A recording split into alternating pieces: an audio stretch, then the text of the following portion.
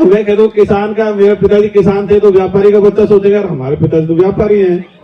तो इसलिए मैं यही कहूंगा, हर आदमी की सबकी परिस्थिति अलग अलग होती है। व्यक्तिवाद को अपने देश में क्या ज्यादा तवज्जो देते हैं, और व्यक्तिवाद से क्या होता है, फिर उसको व्यक्तिवाद करेंगे, फिर उसको महापुरुष बना देंगे, फिर भगवान बना देंगे, और खुद को दीनहीन मान लेते हैं, और वो दीनहीनता ही अपने कमजोर हो जाता है। फिर उसे देखो मैं बता दूं, मैं क्या सुनो बेटा आराम। मैं भी मतलब वैसे बताऊं तो मैं वाकई में गरीब घर से ही था। मेरे भाई तो पल्लेदारी करते थे, लेकिन मैं महत्वाकांक्षी बहुत था, छोटा था ना, तब मैं भी धार्मिक था। मैं भी ये रामायण को मैंने दूसरी क्लास में पढ़ लिया था, महाभारत को मैंने तीसरी क्लास में पढ़ लिया था, मोहनदास, हरिश्चंद्र, दोजी प्रहलाद सबको पढ़ लिया। तो शुरू में तो मैं सोचता भाई मैं भी इनकी तरह मतलब भगवान को मतलब मुझे मिलेगा तो मैं भक्ति करूंगा। फिर धीरे धीरे जो कॉलेज में गया, जब मुझे पता लगा ये तो काल्पनिक बात है, तो भगवान तो होता ही नहीं, तब फिर मैं तुरंत ही समझ गया चीजों भाई इसमें कोई दम नहीं है। तो एक तो क्या, मैं जुलाई से ही पढ़ना शुरू करता हूँ, मतलब जैसे पहले दिन से ही पढ़ाई करो, जो अपने को क्लास में पढ़ाया जाता है ना उसको घर जाके पढ़ लो, और उसके बाद में जो रविवार की छुट्टी आती है उसमें गणित को अंग्रेजी को एक्स्ट्रा पढ़ लो। और मैं जैसे 11वीं क्लास में था, पहले सीनियर थी, 11वीं क्लास होती थी, तो मुझे ध्यान है शाम को 11 बजे तक पढ़ता और सुबह 4 बजे जगता था। तो अपन को जो सब्जेक्ट कठिन लगते हैं ना बच्चों, उसको सुबह पढ़ा करो, सुबह जग के। देखो अपन को त्याग तो करना पड़ेगा। मैं मतलब बारातों में भी खास नहीं गया, कोई घर में परिवार में जो शादी थी वही अटेंड करी, नहीं कोई शादी में मैंने ज्यादा अटेंड नहीं करी, मतलब फंक्शन में बहुत कम जाता। मेला भी कोई तीसरी चौथी में था तब गया, और मेले में गया तो एक पैसा लेके भी नहीं गया, क्यों ऐसे एक तो गरीबी, कुछ मैं खुद मित्र ही था, एक पैसा खर्च करता ही नहीं था, तो मेले में ऐसे चक्कर लगा जाता।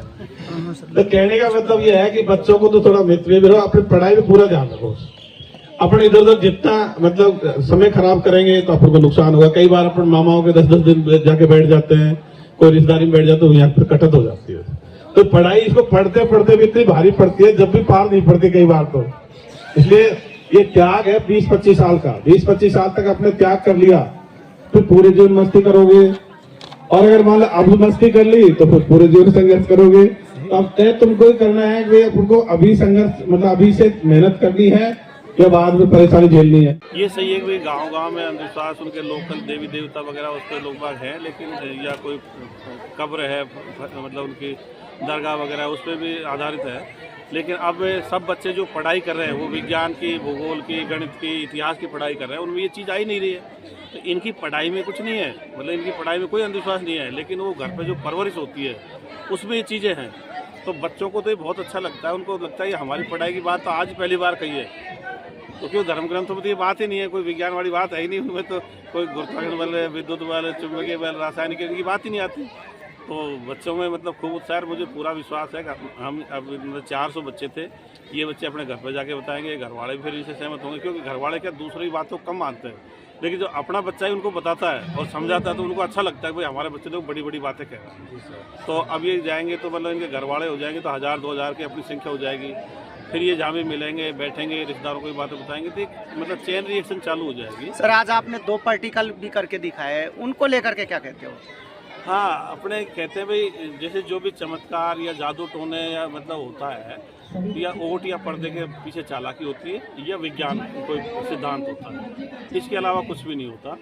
और जैसे पत्थर या ईंट तैरी थी तो वो उसमें आर्किमिडीज का सिद्धांत है, वो अपने जो ईंट थी उसमें अंदर हवा के बुलबुले वो हल्की है। इसी तरह जो पत्थर था वो उसके वो जो पत्थर था वो मूंगे की चट्टान है जो समुद्र में बनता है, कोरल रीफ भी बोलते हैं अंग्रेजी में, हिंदी में मूंगे की चट्टान बोलते हैं। उसमें भी वो मतलब हवा के बुलबुले इसलिए तैर जाती है। मतलब तैरने के लिए कोई ऐसा नहीं है साहब इसके हाथ में सत है या इसमें कोई और दूसरा है, या कोई कहते हैं ना साहब कोई सूरज को निकल गया हो, या कोई कहते साहब ये उंगली करने से चांद के 2 टुकड़े हो गए हों। ये सारी मतलब धार्मिक बातें हैं जो काल्पनिक है, अंधविश्वास है, ऐसा कुछ भी नहीं हो सकता। जी सर, बड़े बड़े पिंड है, जो सूर्य तो धरती से बड़ा है और चंद्रमा भी काफ़ी बड़ा है, उसको कोई उंगली से कोई चंद्रमा थोड़ी 2 भाग टूट सकते हैं। ये धर्म ग्रंथों में काल्पनिक बातें हैं। सर जो गांव में भोफे होते हैं उनके बारे में भी आज आपने बोला कि वो कहीं पॉलिटिक्स करते हैं, तो ऐसा क्या है? नहीं, पॉलिटिक्स नहीं करते, वो मैंने कहा भाई वो क्या अकेले में प्रैक्टिस कर लेते हैं। जब वहाँ बाजा वाजा बजता है, कोई पुंगी बजती है या कोई और दूसरे मतलब उसका देवता के गाने गाते हैं, या कोई तांत्रिक वगैरह, तो उस समय उनको मतलब मन कर जाता है, वो सब लोग कहते हुए आने दे शरीर को, थोड़ी देर वो हिलाता है, फिर थक जाता है, जब फिर वापस सही हो जाता है। लेकिन इनका आता होता कुछ नहीं है, ये मतलब उस हिसाब से पब्लिक कहती है जो थोड़ी देर शरीर को हिला लेते हैं, फिर थोड़ी देर में थक जाते हैं, फिर रुक जाते हैं। उनसे अगर अकेले में बात करोगे तो वो यही कहेंगे भाई ऐसा कुछ है।